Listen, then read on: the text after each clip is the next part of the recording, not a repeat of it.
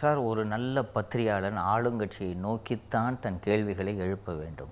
அதிகாரத்தில் இருப்பவர்களை நோக்கித்தான் தன் கேள்விகளை எழுப்ப வேண்டும். எதிர்க்கட்சியை நோக்கி கேள்வி எழுப்புறது செத்த பாம்பு அடிக்கிறது. ஆளுங்கட்சியை நோக்கி கேள்வி எழுப்புவதற்கு தான் ஒருவர் கூட இங்கே இல்லை.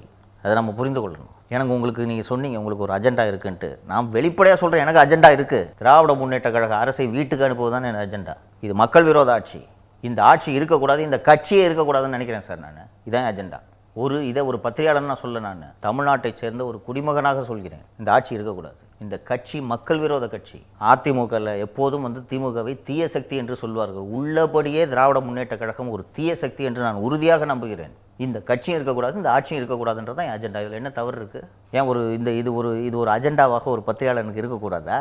ஆட்சி இருக்கக்கூடாதுன்னு சொல்லலாம், கட்சி இருக்கக்கூடாதுன்னு. இந்த கட்சி ஆள தகுதி இல்லாத கட்சி. இவர்கள் என்றைக்குமே ஆட்சிக்கு வரக்கூடாது என்று நான் நம்புகிறேன் சார். நான் ஜனநாயகவாதி தான்.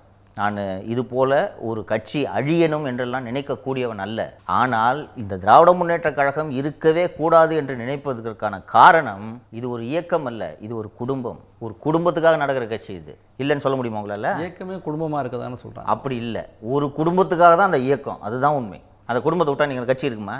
அந்த குடும்பத்தை தவிர வேறு யாராவது அந்த கட்சிக்கு தலைமை பதவிக்கு வர முடியுமா? அப்போ அந்த கட்சி போகணுன்னு சொல்கிறது அந்த குடும்பம் போகணுன்றதுக்காக.